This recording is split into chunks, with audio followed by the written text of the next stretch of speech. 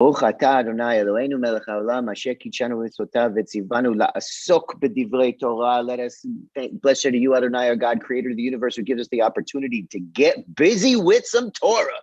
Literally, la'asok, to be busy with, to get busy with some Torah, or as my nursery school kids like to say, to soak ourselves in Torah. La'asok. It's beautiful. I love it. It's my favorite. It's my favorite.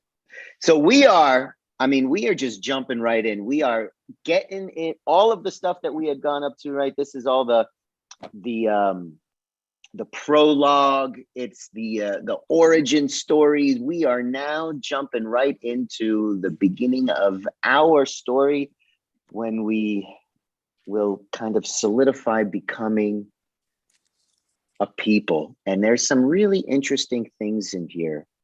This week we're in Shemot, right? We just finished Genesis, Bereshit, and now we're in Shemot, or Exodus. And here's what we're going to do. I'm going to share my screen so we can get some of our fabulous texts going on over here. Thankfully, Safta Pnina is here, our resident translator, which is going to be awesome. Here we go. You're so smart, Rabbi. All right, here we go. Look at this. I'm gonna get us all situated here. Little Shemot. Why is it called Shemot? Because it starts off with Ve'ela Shemot Bnei Yisrael. These are the sons of Israel, or Jacob, right? So let's just take a look at this real quick, because what we know that Bnei Yisrael, they're the sons of Jacob, the children of Israel. They become the tribes, right? They're also known as the tribes of Israel. But just to clarify a couple of things here, that's always very interesting to remind people. So here we go. I'm just going to read. These are the names of the sons of Israel who came to Egypt with Jacob, each coming with his household: Reuben, Simeon, Levi, and Judah, Issachar, Zvulun, and Benjamin, Dan, and Naphtali, Gad, and Asher. The total number of persons that were of Jacob's issue came to 70, Joseph already being in Egypt. So these are the 12 sons. However, these are the 12 sons. These are not the 12 tribes. These are the 12 sons, but they are not the 12 tribes. It's not technically true that the 12 sons actually become the 12 tribes, but it's sort of true. Why? What does that mean? Because there is no tribe of Joseph, right? There is no tribe of Joseph. There's the tribes of Ephraim and Manasseh. Ephraim and Manasseh. Who were Ephraim and Manasseh? They were Joseph's sons, right? They were Joseph's sons. So instead of Joseph getting a tribe, two sons, Ephraim and Manasseh, get tribe each. But here's the thing: how does that happen? Because they're this is crazy. I mean, this is more cuckoo than like the Real Housewives of Beverly Hills or the Kardashians. Jacob adopts his grandsons. Jacob adopts his grandsons to make them his sons as well, meaning Ephraim and Manasseh. This way, those are the two additional tribes, but then that would equal 13. So what happens? Levi, right? The tribe of Levi, they don't actually become a tribe that has land, right? Because they are the ones who are going to be the helpers of the temple and the way of practicing the religion, right? These are the ones who are actually going to be the ones to receive the sacrifices. And from the tribe of Levi, you also have the priests, like the Kohanim, comes from that, right? Because Aaron and his sons, they are descended from the tribe of Levi. So yes, we have the 12 tribes, right? Joseph doesn't have his own. Ephraim and Manasseh are his sons. They are adopted by Jacob, who is Israel. They become tribes. Levi does not have his own land area. Rather, instead, they are the ones who serve, or are the go-betweens between the people and God. Fabulous. I just wanted to introduce that. I always find that a little bit fascinating. Ray, you got a question? Go. Yes, Rabbi. Carrie, are you taking notes? I am. I am too. She's serious. All right. Carrie, go ahead. Simeon did not receive land either. Is Simeon, does he become a tribe, his people? Yes, the tribe of Shemot. Yes, they are also a tribe. Okay. Good question. Yeah. Good question. All right, now check this out. All right, now we're about to jump into one of the most famous lines. And I have to admit something. It really wasn't until I started looking at it a little bit more closely today that something really stood out to me. All right, so something's really stood out to me. So what do I mean by that? Here we go. Check this out. Joseph died and all his brothers and all that generation. Okay, Joseph died and all his brothers and all that specific generation. So all those people, right? But the Israelites were fertile and prolific. They multiplied and increased very greatly so that the land was filled with them. So that the land was filled with them. All right. A new king arose over Egypt who did not know Joseph. And he said to the people, look, the Israelite people are much too numerous for us. Let us deal shrewdly with them so they may not increase. Otherwise, in the event of war, they may join our enemies in fighting against us and rise from the ground. Okay, here's what I found very interesting about this day. Normally, or the way I tell the story or with the kids or I'm thinking about it, that there was a massive amount of time between Joseph's Pharaoh, Joseph's bestie, right? Pharaoh, where Joseph was second in command, right? A massive amount of time between then and this new Pharaoh who did not know Joseph, okay? That there would be just like lost to history. But if we read this a little bit more closely, a little bit more specifically, we see that that may not actually be the case. And here's what I mean by that, right? Joseph died and all his brothers and all in that generation. That's the last time we talk about generation until we say a new king arose in Israel. So Joseph died, his brothers died, the Pharaoh who was friends with Joseph, who was working with Joseph working with him, dies, and then there's a new king. The way this reads to me now is that it wasn't many generations or many pharaohs in between, but this is just the next Pharaoh. And rather than who did not know Joseph, right? And he said, who did not know Joseph, it wasn't that he didn't know of him at all. Perhaps he just didn't know him personally. Because right away, the next thing it says, look, the Israelite people. So this new king knows to call these people Israelites, knows who they are, knows that they are considered Israelites, and would know the story of how these Israelite people got to be in our land. Where did this name? He didn't just think, oh, where'd they come from? I don't know where they came from, but he knows to call them Israelites. Meaning to know that they are descendants of Israel. So I would be surprised if this person didn't know the story of the Israelite people, of Joseph and all these people.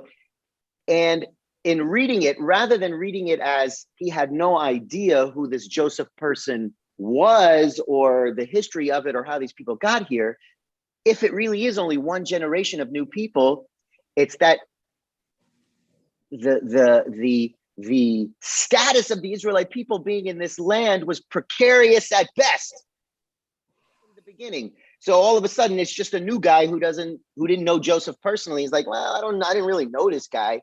All I know is that his people are all around. Thoughts? Rabbi, go ahead. No, you go Who's ahead. talking? Okay, Lorraine, go ahead. I saw your hand. Oh, somebody else spoke before me. So I think it was Phyllis. We'll go Lorraine, then we'll go Phyllis. I was going to say that in a literal way makes sense, but I would also say that the part where it says that the Israelite people are much too numerous for us, that would already tell me that more than one generation has passed, because if it's only the following generation, assuming that there were 70 only entering the land, that each had 12 children, that would make about 840. That's still not too many, but it is a lot, but it's still not too many. Still not too many that they're overrunning us, right? Yes. So I would say that it I don't know, like that's also a detail that may indicate to me that maybe more than one generation did come through on that. Yeah, I love that for sure. And but what makes it still cloudy is, what does numerous mean? What does numerous mean to me? That's a really great point, Lorraine. Thank you. Phyllis, go. We read something that the new king arose actually referred to a coup attempt, an actual coup, and that the whole he was creating scapegoats because he had a lot of enemies around and wanted to make sure that the Israelites wouldn't join with his enemies. This is interesting. Where did you read this? It was It was a Torah study this morning. What's the name of the group? My Jewish Learning. Oh yeah, okay. My Jewish Learning wrote about that. Fabulous. Yeah. So that's an interesting possibility. This is like, it really is. Yeah, I didn't know this guy Joseph. Yeah. Look at all his people. He was with the last guy. Not with me. He was with the last guy. And if he were related to the last Pharaoh, you'd think that he'd have some relationship to Joseph. You would think so, if this really is the next generation, or if it just kind of got lost in history. Yeah, I mean, I heard of this guy Joseph, but that I didn't really know him. It did nothing to me. All I know is that there's a lot of people who are different than us, and I don't trust it. They even live in they don't even live among us. They live right outside in the suburbs.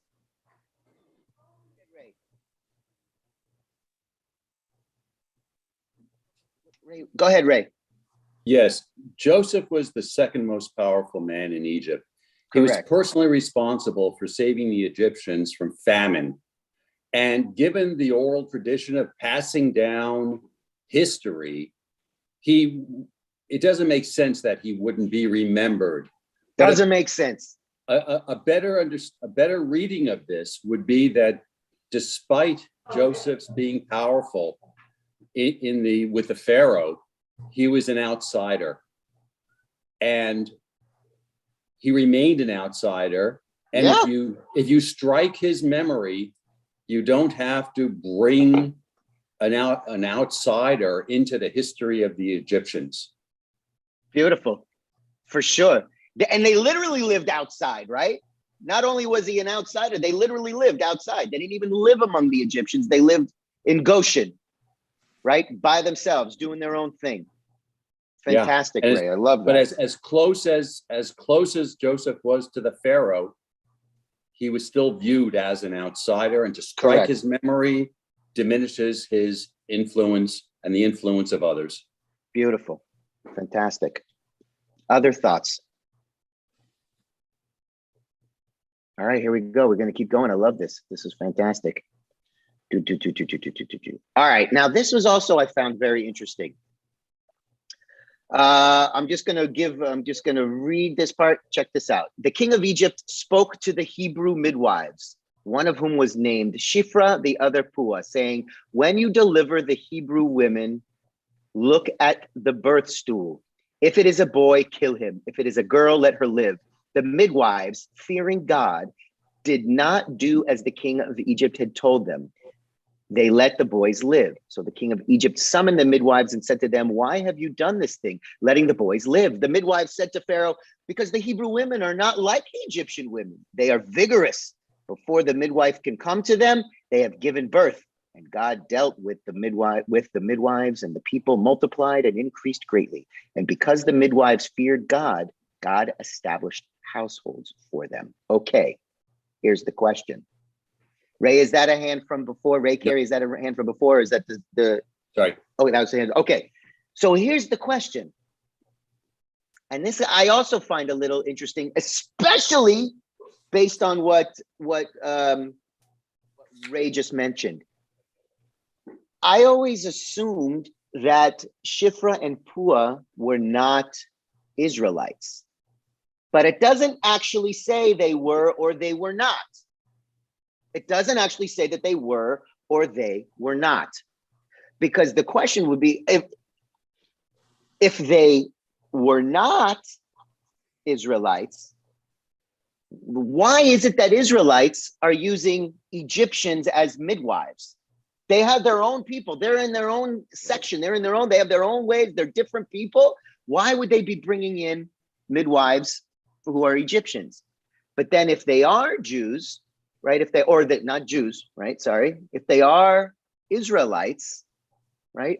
How is it that Pharaoh would even be connecting with them, talking to them, summoning them, dealing with them, and all of those kind of things, and saying like the Israelite women are different than the Egyptian women, or that they're more vigorous. So all of a sudden these midwives are building up the strength of what Israelite women is in the face of Pharaoh. Thoughts? Rabbi, may I speak? Yeah, go ahead. I just think that women, all through history, women, if it wasn't for a woman, nobody would be here. Okay, yeah, fair. But this, Women are strong. how many of you also had thought that they were not Israelites? That I was always under the assumption that they were not Israelites, but now it's very well that they could be. And I even read, check this out, that Maimonides says that Shifra and Pua, you know who they actually were? I just read about this. Shifra and Pua, they were actually Yocheved and Miriam. Oh, wow. Actually Yocheved and Miriam. That these were like their Egyptian names, Shifra, Pua, but they were actually Yocheved and Miriam. And who were they? Moses' mother and sister. Oh, wow. Lorraine. I saw Lorraine and then Ivan. Ivan, you had your hand up? Well, it says that the king of Egypt spoke to the Hebrew midwives. Can I read Hebrew as Israelites? Well, that's the thing. The Hebrew midwives, that's where it's confusing. The Hebrew midwives or the midwives of the Hebrews. Oh. That's got me. No, I didn't get you. We got each other. That's the exact thing that got me a little confused. Hebrew midwives, that doesn't necessarily mean that the midwives were Hebrews, but rather that the midwives were midwives of the Hebrews. Right? So that's what I'm saying. It could be read both ways. Lorraine. I was going to say that I also thought that they were not Israelites, but then aside from the clue that Ivan just mentioned right now, and the one you've been talking about here, I'm also looking at seeing that the midwives, fearing God, did not do as the king of Egypt had told them. And why would an Egyptian fear the God of the Hebrews, right? Okay. That would be something that, especially when they are facing the orders of the Pharaoh. So I think that also kind of tilts the balance. I would say that this is something really new. I'm about to knock it back the other direction. Because all the way up until this point, right? In every instance with Abraham and Sarah, and then Isaac and Rebecca, when they were, do you remember the stories when we were talking about where Abraham's like, dude, Sarah, tell everybody you're my sister so they don't kill me. Do you remember that? When we were studying that? And then Isaac did the same thing with Rebecca. Hey, you remember my parents, they did this thing, let's do this thing too, so then the Midianite king, they don't kill me, or any of these guys don't kill me, right? And then when those kings found out, they're like, whoa, you guys aren't brother and sister, you're married, and you almost, they also said that they feared God. that those kings, those other kings, the other people, they feared the Israelite God, but they didn't look at Israelite God as one God. That was, all right, that's for you. We got our own stuff over here, but I'm still afraid of this guy because he's right. So even then, the notion that this God, quote unquote, I don't know if I want to use the word existed, but this God was a thing, and we're going to fear it too, right? So Lorraine, I'm with you. I got that. And there's also examples from the previous texts about it that kind of throws it off, right? So it's still a little, not sure. Warren, go. Well, what did Pharaoh know and when did he know it? I guess is the question here. We didn't know anything about Joseph, didn't know much about the Israelite people. Maybe he didn't know who the midwives were. They didn't know much about the Israelites. All right. Don't know much about midwives. Right? I like that. I remember that song. So the question. Well, I do know that I love you. You know the alphabet. All right. Should I put this in rhyme or what? If they. Now I've lost my train of thought about those things. So that happened. That's my fault. Yeah. If he respond, how could he expect if they were Hebrew midwives, Israelite midwives, that they would actually kill these children? I think he didn't know one way or the other. Oh, okay. You're saying he didn't know if they were Israelites or not? No, and I'm not sure that he expected them. If they were Israelite women, why would he expect them to do this horrible thing? It's almost like it's weird. It's sort of a setup, and I'm not sure how. Well, you know, my mind just kind of went to a dark place a little bit with that point. That he would think, I don't care if you don't want to do this. You got to do it anyway. Otherwise, I'm gonna get rid of you. But he didn't do this, or I get rid of you. And then I think about. I'm not even gonna tell you what I was thinking about. World War II stuff again. Yes. Go, Ray. Maybe there's a whole different point to this passage. Fabulous. Bring it. The Pharaoh. Sure there is. We don't know the name of the Pharaoh, but yet we know the name of these two lowly midwives, Shiphrah and Puah. Mm-hmm. Why? Wouldn't this text say the name of the powerful Pharaoh? Maybe the point of this is to point to the righteousness of these two midwives in standing up to authority and doing what is right. And we don't even acknowledge the name of the Pharaoh, who is the epitome of evil. And maybe all this other stuff is secondary to that main point, that this is a focus on righteousness and doing what should be done. Beautiful. Beautiful. I would go to say maybe not secondary, but I would say like 1A, right? That it's all kind of like in a spectrum of meaning and exploration. I love that. Why in the world do we know the names of Shiphrah and Puah? And the remember the name of this Parshat is names. Right. You're absolutely right. And it starts with the names of the brothers, of the sons. And you know, we're listing the names of these women, and we're not saying the name of the king. Rabbi. Yeah, go ahead, Miriam. I think what Ray said was very interesting. But then if they named this Pharaoh, why wouldn't they have named the Pharaoh of Joseph?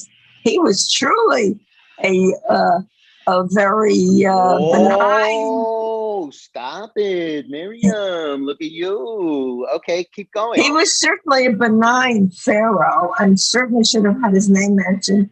But I think the names of the pharaohs were not interesting, because we know that surely there were more than just Joseph's Pharaoh and this very cruel Pharaoh. That there had to be, as we determined already by those who spoke up, that we multiplied. There had to be pharaohs in between. But The names now of Puah and Shiphrah are being known in the Reform movement to everybody because they are the important women of the Seder, and the women in the Reform movement are making, especially the rabbis, are making the names of Puah and Shiphrah well known because they were heroines. They were huge heroes in our Jewish history. They were not lesser people. They were not too unimportant women. They were of vital importance in our history. And that's the new way of looking at Puah. Fabulous, Miriam. Thank you. And you know what that reminded me of? Ray, it actually reminded me of your first point from early. I think it was yours, Ray, when you were like, this guy didn't know Joseph. It's a way of like blotting out the name of in history to have less significance. And here it is. Maybe the same thing is happening here. We're kind of reversing it. Beautiful. Phyllis and Warren, is that hand from before or is that a new hand? Egret Patrol. Oh, you took it down. Okay, good. Good. All right. All right, let's keep going. I love this. I love it. All right. Now check this out. This is going to be interesting here. The Pharaoh that we're talking about right here with the midwives, let's just remember, my understanding is that this was, at least I always thought this was the Pharaoh that was also involved with Moses and all the cuckoo plagues and everything. Well, it's not. This is not the Pharaoh. This is not the Pharaoh, right? This one right here, right? It was saying we're going to kill all these people. Because then what happens? Check it out. A certain man of the house of Levi went and married a Levite woman. The woman conceived and bore a son. And when she saw how beautiful he was, she hid him for 3 months. When she could hide him no longer, she got a wicker basket for him, caulked it in bitumen and pitch. She put the child into it and placed it among the reeds in the bank of the Nile. And his sister stationed herself at a distance to learn what would befall him. The daughter of Pharaoh came down to bathe in the Nile. While her maidens walked along the Nile, she spied the basket among the reeds and sent her slave girl to fetch it. When she opened it, she saw that it was a child, a boy, crying. She took pity on it and said, "This must be a Hebrew child." We're all talking about Moses here, right? Then his sister said to Pharaoh's daughter, "Shall I go and get you a Hebrew nurse to suckle the child for you?" And Pharaoh's daughter answered, "Yes." So the girl went and called the child's mother, and Pharaoh's daughter said to her, "Take this child and nurse it for me, and I will pay your wages." So the woman took the child and nursed it. When the child grew up, she brought him to Pharaoh's daughter, who made him her son. She named him Moses, explaining, "I drew him out of the water." Sometime after that, when Moses had grown up, he went out to his kinfolk and witnessed their labors. He saw an Egyptian beating a Hebrew, one of his kinsmen. Okay. Bunch of questions here.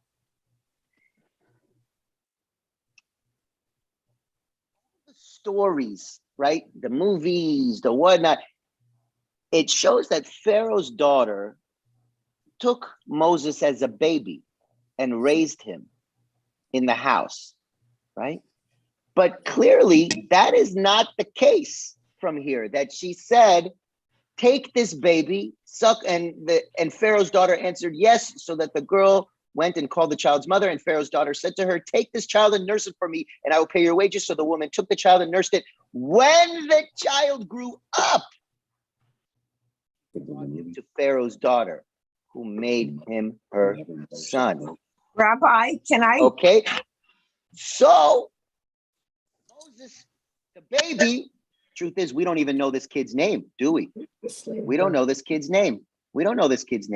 Moses was the name given to him by Pharaoh's daughter, right? Meaning to pull from the moshech, right? To pull from the water kind of thing, the Hebrew. But This kid had a completely different name, and it wasn't a baby. He's growing up in this house. You mean to tell me that they didn't give this boy a name? They didn't tell this kid who he really was? What do we think here? Miriam, go. I'm sorry, I have to say this.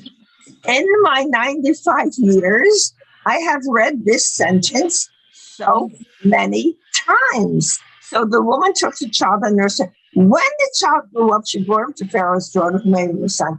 At this moment, I'm shocked. It's like I'm reading this sentence for the very first time. Why and how could a mother give up a baby boy? It doesn't even say how old he was. It could have been more than a baby.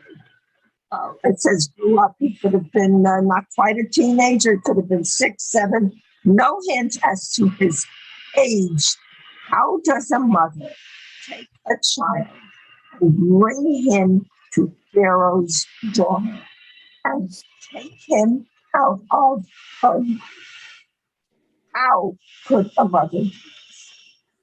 Not even, and from the whole family. I'm assuming that they're all there, right? Because later they know that Miriam is the sister, Aaron is the brother. We know these things, right? Yocheved is the mama. We know these things. And if the baby he grew up to the point where he's no longer nursing, and he grew up to a point, he speaks, they're having conversation, they're like, I'm sure they're talking, they know who he is. Where's right? the child leave his mother? How can a child go through that? And do we know if Moses understood who he was, right? Because he saw an Egyptian beating a Hebrew, one of his kinsmen. Did he know that? Or is the text just throwing this on there saying, it just so happens that this is one of his kinsmen? Or did Moses, when he goes back to Pharaoh's house and lives and becomes that son and lives in that house, do we know that does he realize, as Ray said earlier, that he's also an outsider? Does he know that? And what is his name?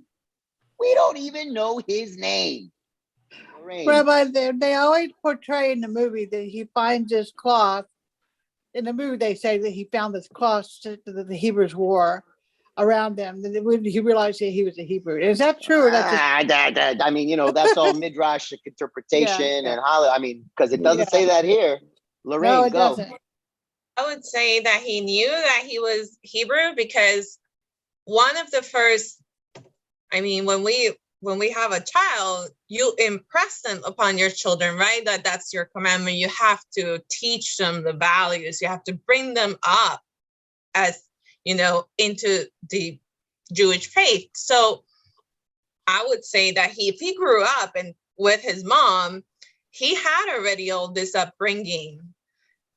So maybe that's why he felt so compelled to step in for his kinsfolk when he saw the abuse, even though by that time he may have been already in the palace with the daughter of the Pharaoh. Okay, so let's try and paint a picture here. We don't really know how old he was when he goes back to live with Pharaoh's daughter. We do know that it's when he finished nursing, right?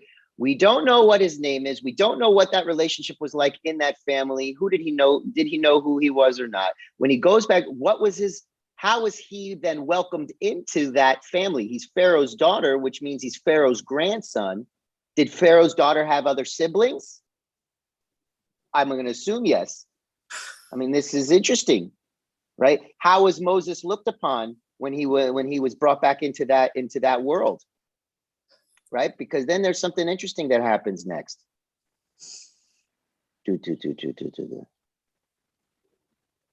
When Pharaoh learned of the matter, now we're going back. This is when Pharaoh grew, or Moses grew up and he saw an Egyptian beating a Hebrew, one of his kinsmen. He kills that person, right? And when Pharaoh learned of the matter, he sought to kill Moses. But Moses fled from Pharaoh. He arrived in the land of the Midian and sat down beside a well. Okay, so check this out. All right. So check this out. This is kind of an aside. But for the interest of time, I'm just going to kind of throw something out here because I want to get to another point. This is when Moses leaves and he runs away to the wilderness. He arrived in the land of Midian and he sat down beside a well. What is so interesting about him? I just want to point this out. What's interesting about him going to so many fascinating relationships happen, big things happen by a well, right?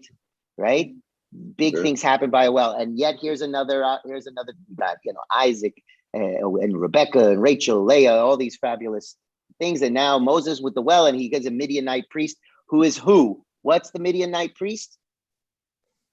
Jethro, right?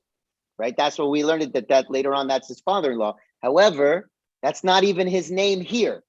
That's another aside that we could talk about another time. Here, when they returned, so they came and they draw water and they filled the troughs. This is the Midianite priest's daughters, but the shepherds came and drove them off. Moses rose to their defense and he watered their flock. When they returned to their father, Reuel, who is also known as Yitro, but never is this really discussed. Reuel, which in Hebrew translates as the ones who saw God, that they saw God, Reuel, right?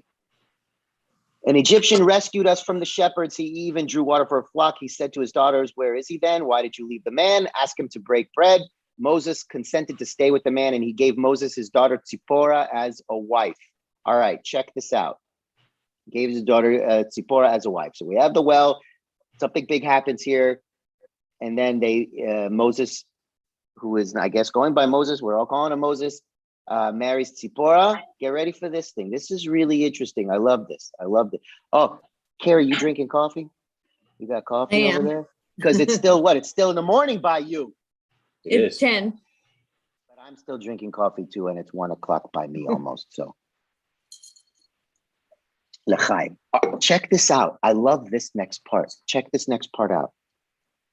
She bore him a son, and he named him Gershom, for he said, I have been a stranger in a foreign land. Meaning he's talking about himself. I have been a stranger in a foreign land. Right? He names his son Gershom, which translates as I have been a stranger in a foreign land. Now, check this out. Get ready for this. Get ready for this. What did Joseph name his sons, Ephraim and Manasseh? Let's look at that. Genesis 41:50. Joseph named his firstborn Manasseh, meaning God has made me forget completely my hardship and my paternal home. God, this is great. We're living here. I forgot all that nasty that happened to us back in that other place. Now we're here and life is great for me in the suburbs. Life is fabulous here for me. And the second he named the Ephraim, meaning God has made me fertile in the land of my affliction. There's my quote unquote affliction, but I'm fertile here. This is great. We got land. I've got a big house. I got a swimming pool, 4 bedrooms, swimming pool. I'm living in Encino. It's like, this is phenomenal. So we're naming our kids living in the diaspora and how wonderful our life is. The old country.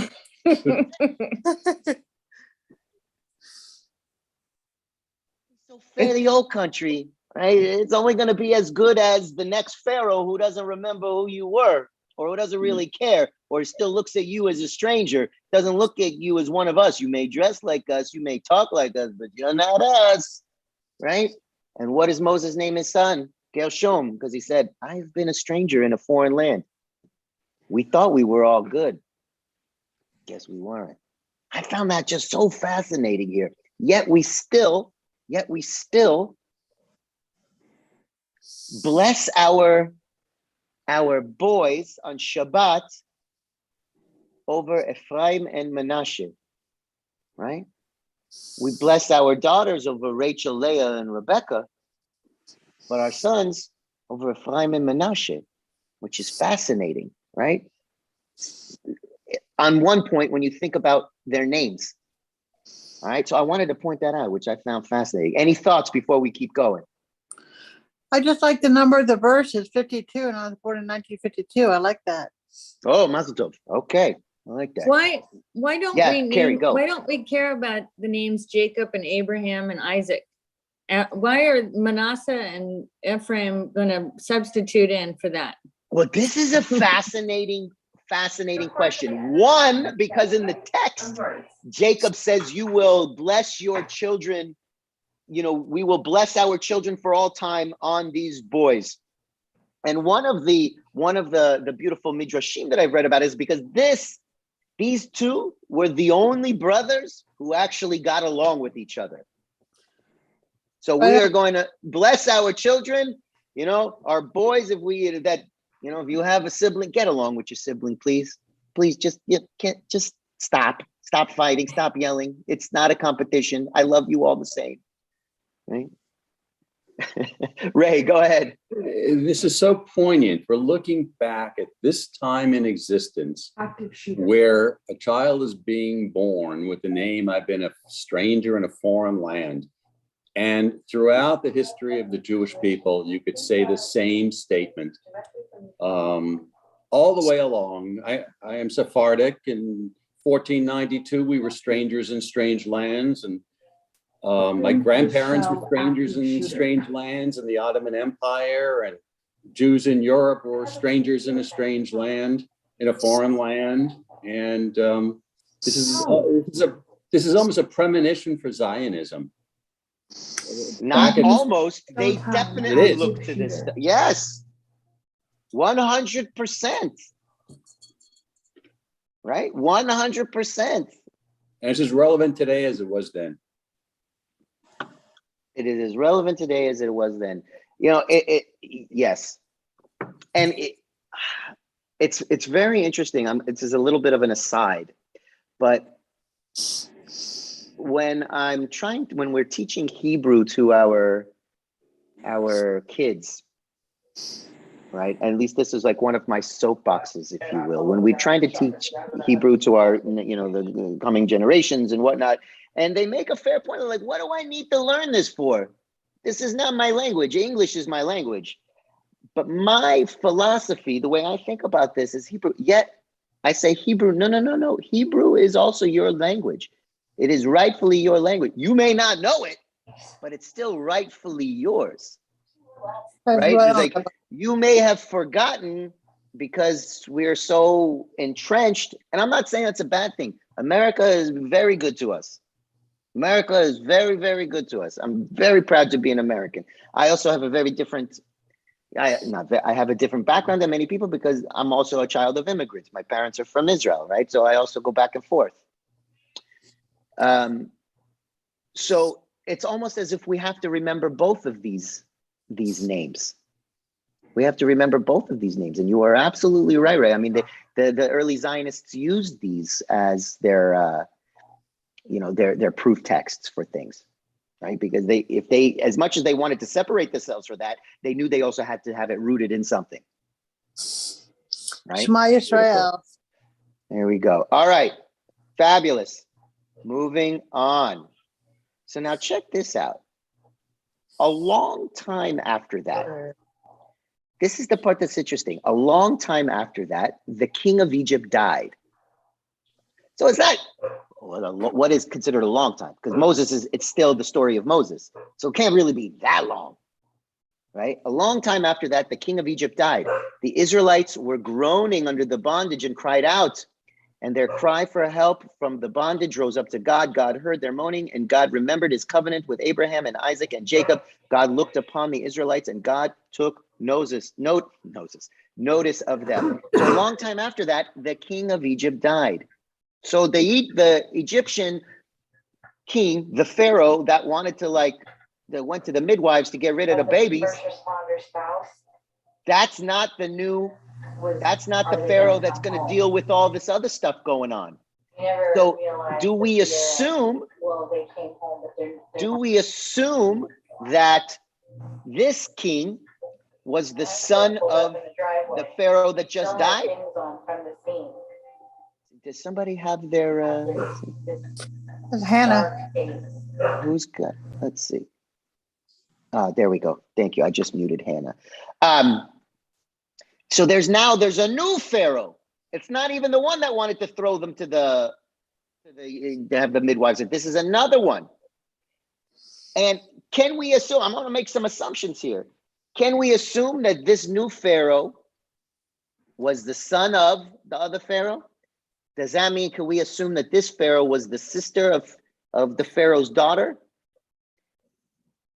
Right? Can we make that assumption, which could then mean that this Pharaoh is the uncle of Moses, if Moses was brought in as a child? So it's all still, so there's got to be some connections here, right? And now we get into a whole other thing that is cuckoo here. God heard the moaning, and God remembered his covenant with Abraham and Isaac and Jacob. God looked upon the Israelites, and God took notice of them.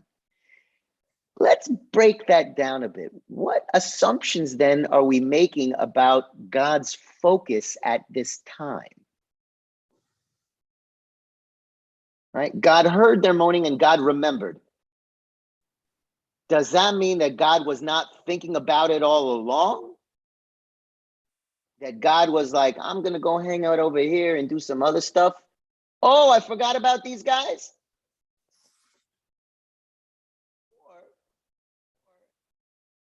Very interesting, because we say, how did the Israelites get there in the first place? This was God's plan the entire time based on our text, right? This was God's plan the entire time based on our text. Phyllis, are you saying something? Maybe God was letting things simmer. Well, not maybe. That's exactly what God did. Oh, yeah, you guys, I forgot about you. Well, I forgot about you. God put this whole thing in motion. God is the one who made the famine, right? God said, I'm going to make this famine. All you all are going to be going down there. Don't worry. I got you. You guys are going to be good. God created the famine. God created this whole experience where Joseph, the brothers were going to have to come down and see Joseph, right? Yep. And Joseph, and even just last week, and this goes to what Ray was saying, you know, this point about this has followed us throughout our history. Even last week, Joseph's brothers, they had an opportunity to go back to the promised land and go and stay there. Famine is over. Things are like, but still not such a great place. They actually go back to the promised land with Joseph to bury Jacob. They could have stayed, but they didn't. They're like, life's pretty good back in Goshen. We'll bury our father here. Let's go back. That's when all this stuff started happening again. They had the choice. They chose not to take it, right? All this stuff happened. God is the one who sent them there in the first place. They had opportunities to come back. They chose not to, right? Now, all of a sudden, God is remembering. Oh, yeah, okay, I took notice of them. Now we'll see what happens. Right? This is not so, and this is also very interesting. I want us to point something out here. God heard their moaning, and God remembered his covenant with Abraham and Isaac and Jacob. It doesn't say God's covenant with Abraham, Isaac, and Jacob, as in comma, right? It's this, which comes to play out very importantly a little bit later. All right, now, when the Lord saw that he had turned aside to look, God called to him out of the bush. Moses, Moses, he answered. Here we go, famous. Here I am. And he said, do not come closer, remove your sandals from your feet. So I want to just go back. Vayomer Moshe, Vayomer Hineni. Moses says Hineni, which we translate here in the English as here I am. However, get ready for this. Hineni, here I am, does not solely mean and rarely means here I am in this place physically. You would actually say anikan or anipo, anikan, anipo, to talk about our physical place. But hineni always comes up during these kind of revelatory or these revealing moments between God and like Abraham, when Abraham says, Hineni, here I am, I'm ready for this or I know I'm now involved in something greater than the self. There's something big happening, and I'm here. I'm opening myself up. I am here. Hineni. It's not anikan, anipo. I'm not physically here, but I am here with all my being. Right? It's the here I am, hokey pokey. You put your whole self in and shake it all about. Right? So I thought that was a very interesting point to bring up, because this is a transformational moment for him. And Moses doesn't jump in all saying, I'm ready to do this. Moses hid Moses's face. Moses was like, I can't do this. I'm not up for this challenge. I'm not up for this. I can't do this. Right? But God says to Moses, now the cries of the Israelites have reached me. Moreover, I have seen how the Egyptians oppressed them. God's telling Moses, like, oh, now this reached me. God doesn't tell Moses that God actually put this all in place generations before. And this is also interesting. Come, therefore, I will send you to Pharaoh, and you shall free my people, the Israelites, from Egypt. This is the only time that God says, you shall free my people, and leaves it at that. This is the only time that God says, you will free my people, and leaves it at that. What do I mean by that? Which we will see one time in this Parsha, but many more times in the next few Parshiot. Because like we all know that famous song or the famous saying, let my people go, right? We all know that, but that's not the whole line, right? That's not the whole line. We've seen this before. It's let my people go, ... so they may serve me. Let my people go so they may serve me. Go from being Eved Paro, Eved Pharaoh, slave of Pharaoh, to Eved Adonai. Eved Pharaoh, Eved Adonai. Same word.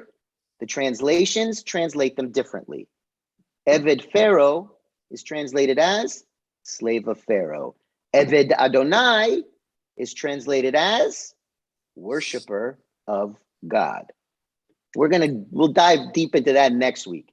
We're going to dive deep into that next week. But let's just jump back into over here, which I found very interesting. And God said to Moses, Ehyeh asher ehyeh. This is when Moses asked, well, what is your name? Moses says, Ehyeh asher ehyeh, which is interesting that it's not translated, because if you translate this, Ehyeh asher ehyeh, God says that God's name is, I will be what I will be. I will be what I will be. I will be what I will be. And what is also interesting in the biblical Hebrew, oftentimes, Ehyeh, asher ehyeh, can also be translated and exist at the same time as I was what I was, I am what I am, and I will be what I will be. I am that I am. I am what I am. It's like I was what I was, I am what I am, and I will be what I will be. Right? And when I talked about the commas with the ands and the ands and the ands, and God said further to Moses, thus shall you speak to the Israelites, the Lord, the God of your fathers, the God of Abraham, the God of Isaac, and the God of Jacob has sent me to you. Right? So oftentimes, this is how what's translated. Why does it say the God of Abraham, the God of Isaac, and the God of Jacob? Because each three had their own separate relationship with God. At least this is how I've seen it taught, right? That each three had their own relationship with God, and even were known by different names to God, by God, to them, by God, right? That they all knew God by a different name. So it says and. And then this is the next place. This is the only place that it's said a bit differently. This shall be my name forever. This my appellation for all eternity. Go and assemble the elders of Israel and say to them, the Lord, the God of your fathers, the God of Abraham, Isaac, and Jacob. It says, it doesn't say and, which is very interesting in this translation. So let's take a look. Abraham, Yitzchak, v'Yaakov, right? It's not translated as and. This is the only place where it's not translated as and. All right, move it. Oh my goodness. Check this out. Here's where it says, so God looks as the children of Israel as God's firstborn. And the Lord said to Moses, when you return to Egypt, see that you perform before Pharaoh all the marvels that I have put within your power. I, however, will stiffen his heart so that he will not let the people go. So even if Pharaoh wanted to let the people go right from the beginning, that wasn't going to happen because God had a plan.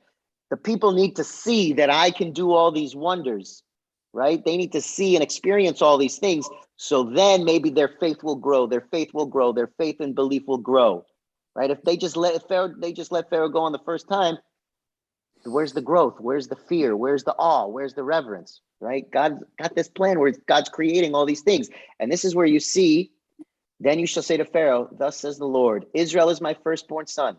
I have said to you, let my son go that he may worship me. Here it is. Let the people go so they may worship me. And then from now on, this is how it's always said, yet you refuse to let them go. Now I will slay your firstborn son. This is what Pharaoh knew right from the beginning, that Pharaoh's firstborn son is going to be slayed, meaning all the firstborn of Israel, of Egypt, are going to be slayed. Yet all these other quote unquote wonders happen first, right? The 9 plagues happen first. Boom. We're already the premonition of the 10th, but all these other things are going to happen first. With that, man, can you believe that? I can't even believe this. We're just getting into this deliciousness. This is serious. We are next week. We're starting with the plagues. We're starting with all that other stuff. We're starting with the "Ye may serve me." We're going to talk about translations, Eved, slavery, worship. What's the difference? How's it the same? All that kind of like justification. So with that, I want to tell everybody Shabbat Shalom. Thank you, everybody, for joining. Shabbat shalom. Fabulous to see you. Fabulous, fabulous, fabulous. And, do what you're going to do tonight. Enjoy some Chinese food, maybe. Right? Mhm. There's a fabulous article in the forward. If you check it out, it comes out every year, the same kind of article. It's also on tabletmagazine.com and the forward on the Jews and their relationship with Chinese food. It's fascinating. I actually had prepared something to share with you all if we didn't get through, if we got through all our material, but that was wishful thinking. Anyway, Shabbat Shalom, everyone. And I look forward to seeing you all soon. Shalom. Bye. Shabbat Shalom, Shabbat Shalom, Shabbat Shalom. Bye, everybody. See you next week. See you next week. See you next week. Have a great time in Hawaii. Bye. Thank you. Bye. Bye.